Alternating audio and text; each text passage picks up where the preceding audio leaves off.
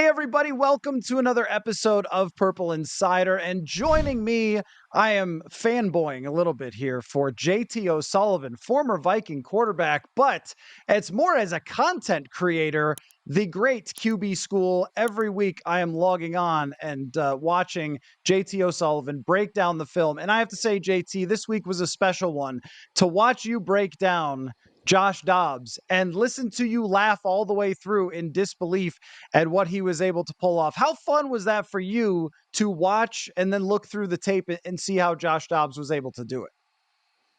I mean, it was wild. It was like living through like a roller coaster because the game, there were ups and downs within it, and then just trying to empathize with what that would actually be like, let alone one time in a season, but twice in a season, and then to do what he did and how he was kind of not only do what he did, but how he did it. I thought like the way he used his skill set to kind of augment the craziness of that situation just made it that much more special, and it was really cool for the whole organization to kind of rally behind that performance and find a way to win. I mean, there aren't many people on earth who could take us inside the headset like you can in situations like this. Even when you were a Viking, you had to kind of drop into the mix and learn an offense quickly. Like, give me an idea of degree of difficulty here for Josh Dobbs, but enhance it a little bit because he's a rocket scientist. Well, I mean, probably no one on the planet is more prepared to do this than he is, right? He's already done it this year, essentially. Uh, but it doesn't make it any easier. It really doesn't. I think it's a combination. It certainly peaks with Josh Dobbs and what he's able to do and was able to do on the field, but it's really a collective effort. So from the play caller, from Kevin, from the communication, from the offensive line, from the adaptation of the entire unit to be able to go out there and make the kind of adjustments that they were able to make in game and kind of, again, there were some bad plays out there. Like it was a rough start. I mean, it was there were some tough turnovers. It was not clean or pretty. It wasn't just him running around making plays. It was kind of fighting through that adversity and using his skill set, his legs, his athletic ability, and making big plays when it mattered most. It was just a really cool, crazy opportunity. But to do that, let alone to do it once as a Cardinal getting traded, but then traded again and doing it again. It just, I mean, I can't overstate how difficult that is for a quarterback to go in and do, let alone survive, let alone win. From the perspective of Kevin OConnell, I mean, you had a number of different coaches and a number of different offenses in your career. I guess what did he do in your mind to make that work? Right? I mean, because it seemed like in the way that O'Connell explained it to us, he was having to call plays, have Dobbs repeat it, and then explain plays right after, and then take every single second in between to get him over to the sideline and go over whatever they could on the fly. I think it spoke to Kevin O'Connell's, like, first, he didn't kind of freak out, but also just his breadth of knowledge as a former quarterback and knowing what he could communicate to Josh Dobbs. Yeah, so all of the above there. I definitely think it speaks to Kevin's capacity as not only a play caller, but also a teacher. So you have to be able to teach in real time and really through multiple languages. So I definitely think it helps to be a quarterback and for Kevin to be a quarterback who played in multiple systems. So once you kind of understand what is commonly referred to, at least for me on the channel, as like universal football, you can speak it in a way to that can cut through the language barriers. So, everybody knows, like the easy way to think of it is like a linguist. Like everybody knows the verb to be. Like we can have different iterations of that across many different languages, but what a verb is. We can kind of talk about this pass protection, or we can say what the concept is to this side, or where you want the ball to try to go. And so they were able to kind of communicate that in a way that allowed him to function. Now, he wasn't out there ripping balls with anticipation and, those types of things when you're just meeting people, probably in the huddle, if I'm being honest, and the idea that he's going to go out there and at least Kevin was able to give him the kind of bones of every single concept to be like, hey, this is where your eyes need to be. This is what the drop is. This is what the read is probably. And not only that, but Josh has to do exactly what you said, regurgitate it to the team. So you have to speak their language and then go back into your head in the headset, have somebody tell you in someone else's language, hey, flat curl to the left, or go routes or anything like that to be able to actually play it quickly. So it's a combination of so many different skills. And then Josh was able to go out there and execute at a high enough level to win on a Sunday. It's just crazy. So for someone like myself, having covered a lot of football, I mean, this is really something. This is crazy. But for former quarterbacks, and even people around the league playing quarterback currently, but anybody who's been under center, I think it seemed to hit different. Like Warren Moon's out here tweeting about it. Like even some of the best quarterbacks ever of what kind of accomplishment it is. I guess put that in context to what it means or how it hits you as a former quarterback when somebody who has played the position and how difficult that is able to do what Josh Dobbs did. Yeah, I mean, I think it's the ultimate sign of respect for the guys who have done it. Especially you're talking about guys who are like Hall of Famers who they can kind of nod and appreciate. I can't imagine going in and doing that. Those types of things really do put it in perspective about how special it was. And it's one of those things where you just kind of, it's almost you kind of joked about it, but there's some real truth in just you almost have to laugh at it. I mean, I could not imagine, doing that one time, and Josh has done it twice this year. I mean, it really is that kind of special. And so then I think the one with the Vikings was even more impressive because he really did come in midweek and just kind of like figure things out on the sideline and have that kind of like, in-game translation. But it's one of those things that it's a career defining weekend, career defining performance. And I think I might have mentioned it in the video, but this is the kind of performance that really does catapult you into another, half decade in the league. Yeah, and I'm curious to what you think of that because the next step of discussion in the NFL is always what's going to come next because it's sort of like we celebrate what happened or complain about what happened and then we move on to okay, what are they going to do next. You've done other Josh Dobbs breakdowns when he's playing for Arizona and you saw he did let a couple of throws go that were pretty darn impressive that he threaded into some windows. The one to TJ Hawkinson was nice on the out route. Finding Jordan Addison down the sideline, great catch by Addison. But there's a few plays in there that were very impressive quarterbacking. Also, a few turnovers and so forth. I don't know how to judge Josh Dobbs, though, based on what he just did. Like, obviously, I'm very impressed, but how far should I go down that road to talking about what they can do the rest of the season with him at quarterback? Oh, I thought you were going to jump even further. I think they can absolutely have a good rest of the season for sure. I think he hopefully learns from his opportunity to play in Arizona this past year.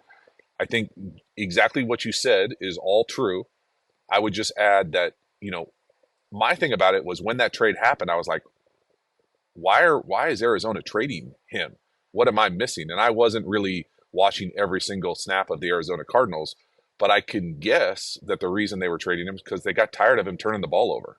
And it was a combination of missing some of those throws that we saw and those turnovers make it really hard to win. Now Arizona's got their own set of other outstanding issues, but that's the reason he was available. And so he's got to get away from that. He's got to, refine some of the misses, make those things a little bit tighter, which I think he certainly can do. You can see the polish that he has on his game. He's certainly been coached at a high level for a long time. He's not a guy who's on the streets who was an undrafted free agent last year and was playing college football. He's a pro's pro. And so you just need to take that game and get him to protect the ball and be a little bit more precise with his accuracy consistently. And, who's to say what the ceiling is for this team and him playing quarterback for the end of this year? Now, moving forward, who knows what they're going to do at the position. And I insist that people go watch your video on QB School YouTube channel. I've mentioned it enough times on the show that people probably know where to find it by now. But some of the details were really cool to listen to you break down. The way that he angled his drops to make throws, the anticipation throw to Tristan Jackson in the end zone that he kind of alligator armed. But I didn't realize in real time how much of an anticipation throw that had to be and how he had to kind of knife it in there, which I think he's got good velocity on his football and he's got the physical skills to be somebody that you talk about as a starting quarterback.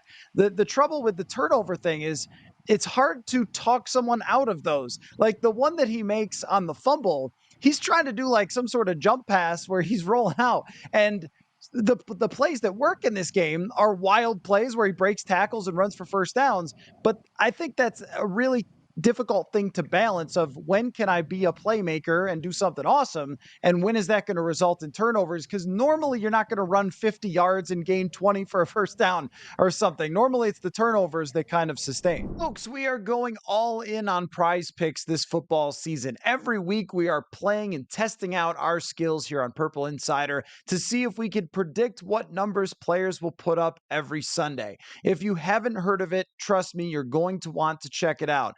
Prize Picks is the easiest and best way to play daily fantasy. Instead of battling against thousands of other players and people who spend their entire lives doing fantasy, all you do is pick more or less on between 2 and 6 player stat projections. So say a quarterback's number is 250.5 yards, go more or less and bang, you are playing. And you can pick from hundreds of players and numbers this football season. The cool thing is that it's quick and easy and does not cost an arm and a leg. You can turn $10 into 250 just like that. Again, the perfect way to fit it into a busy day. Click, and you're playing. This isn't just something that I like. You're going to hear us doing every single week, Prize Picks on the show on Purple Insider. So go to prizepicks.com/purple and use the code PURPLE for a first deposit match up to $100. That's prizepicks.com/purple with the code PURPLE. Daily fantasy sports made easy. Yeah, it's absolutely a fine line. You would hope that, you know, I think Josh is a smart enough guy. We can make the assumption that the situation is different for the Minnesota Vikings than it was for the Arizona Cardinals. So you can play the game different early on. You can be more protective of the ball early on. Some of those turnovers are going to happen when you've got to have it into the game. You're going to have to take some chances if you're down. That's stuff you have to live with. It's the early in game, kind of loose with the football, significant misses on throws that are easy. Those types of things are the things that you're going to look for Josh Dobbs to immediately clean up. Now, it's not going to be perfect, absolutely not. But just the far as the kind of the radius of some of those mistakes, you look to hone those things in, because I think everybody around the Vikings thinks that in that division they've got a good chance to see what happens here at the end of the year and potentially play their best football down the stretch. I think so too. You look at their schedule, you look at the division, it's kind of laid out there with someone who has a sample size of seeing them play to potentially take them to the playoffs. But since you kind of cracked the door open, the long-term quarterback situation, Kirk Cousins has the Achilles injury. There's a lot of other factors that go into that. He was also playing some darn good football before he got hurt. Now you have another guy come in. If he plays well, does this speak to what Kevin OConnell and the supporting cast can do for another quarterback? Like, I guess, how do you view this more on a global standpoint, the quarterback situation? I mean, I would say it would be hard to look at it and not think that you're at the beginning of a transition. That's no shade to Kirk. He absolutely was playing outstanding. I think he's probably a better quarterback than people want to give him his kind of flowers across the league. And I think a lot of people who know the position realize how well he's played. For whatever reason, it hasn't happened probably in the biggest moments, whether you want to categorize that as prime time or playoff opportunities or end of game things that just haven't gone his way.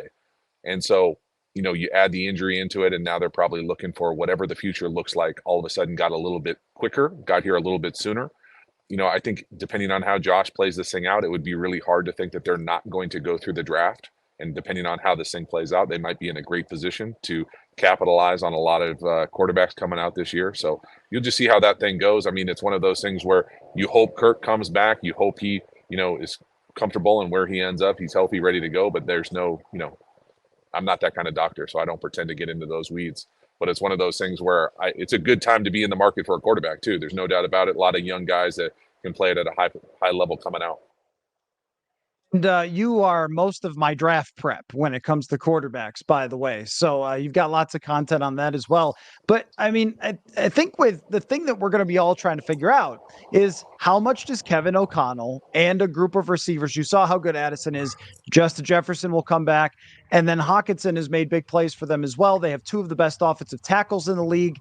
Like, how much does that impact the quarterback? I think is one of the hardest questions to answer. But if we just distill it to Kevin OConnell, you talk about Kirk in the biggest moments, and I've seen a change in his demeanor under O'Connell. And then now we see it with Dobbs. Even Jaron Hall looks pretty prepared to go out there when he first got out there and leads a drive down into the red zone. Give me a sense for how much a coach that is on the same page with you as a quarterback, understands your language, the offense that you see when you look at them on tape. How much does that affect the quarterback? Well, I think it's a significant amount. I think each situation is a little bit different, but that relationship between not only the quarterback and the head coach, but I think it's magnified and compounded when that coach is also the play caller.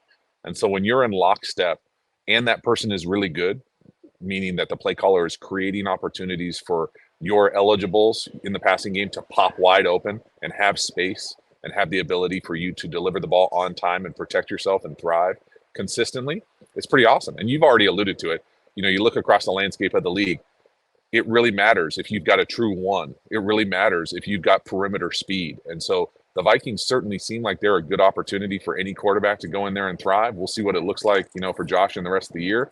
But yeah, I mean, if you're a young quarterback coming out of college football, there's a lot to like about the Minnesota situation. Is there something to you that's a staple with O'Connell that stands out? I mean, to me, receivers are running open so often.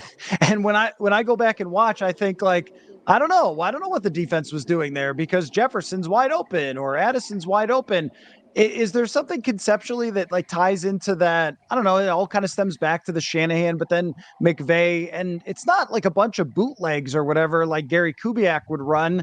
I guess it just seems like he understands his receivers' strengths and then puts a lot on their plate that they can handle. But what do you see?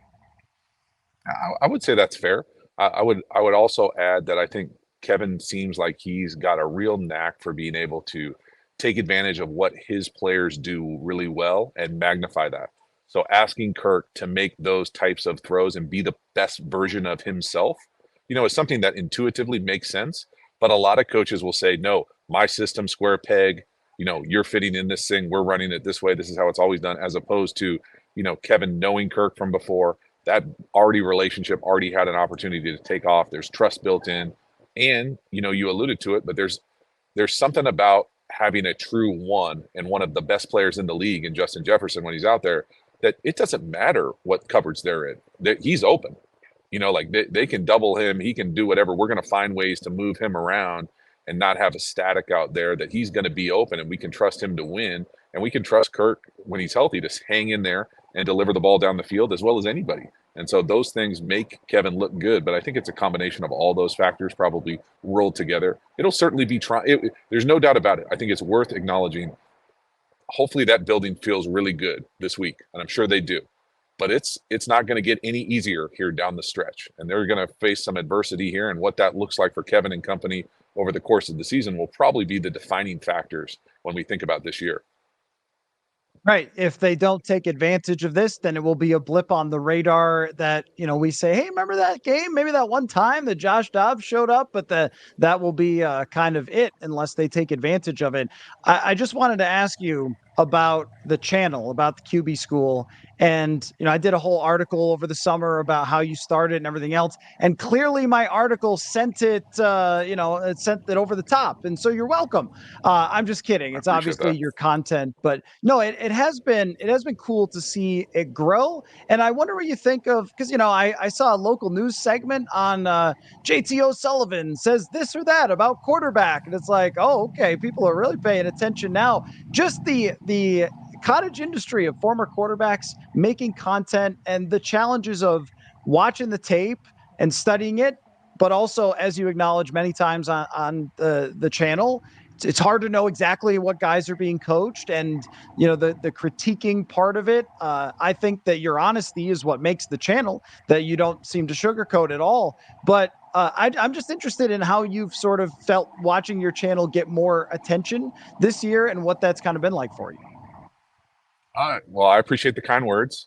I'll inevitably have people like send me stuff like, "Oh, this got picked up over here. I heard you got mentioned over here," and if I'm being honest, it's a nice acknowledgement for what I try to have a lot of fun doing. I hope that comes across in the videos. I really do, because it is fun for me. Like, I've just kind of not lucked, but intentionally created this niche that has kind of provided me this opportunity to do it and do even more of it. And I've been intentional about trying to create more of it this year with just kind of how my schedule has worked out in the fall, and it's been beneficial for the channel. I've enjoyed it.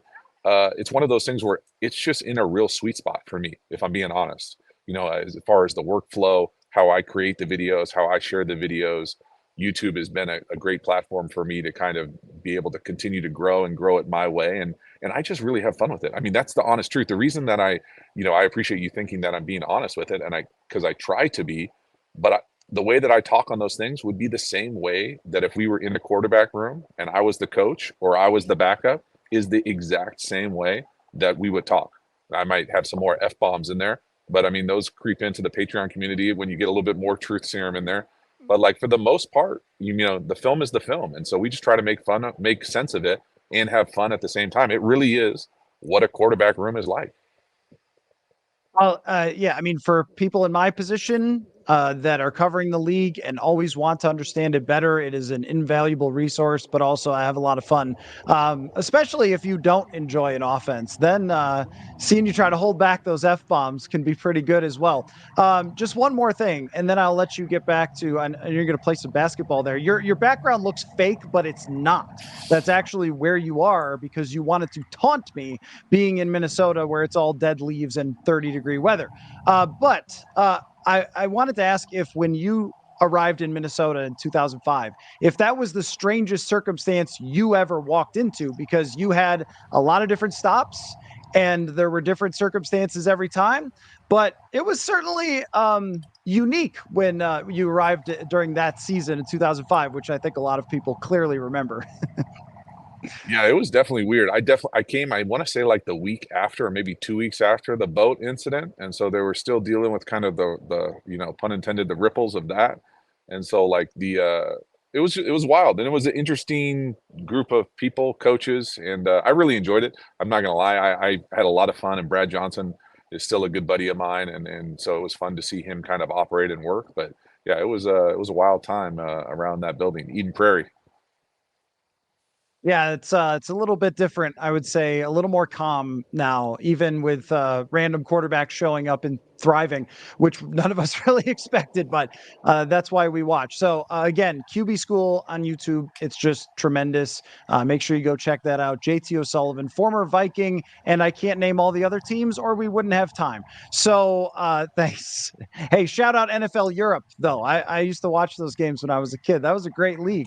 But anyway, thanks again, JT. You know how much I enjoy what you do, so I really appreciate all the time, and hopefully we'll do it again soon, man. Yeah, man. Anytime, Matthew. Appreciate it.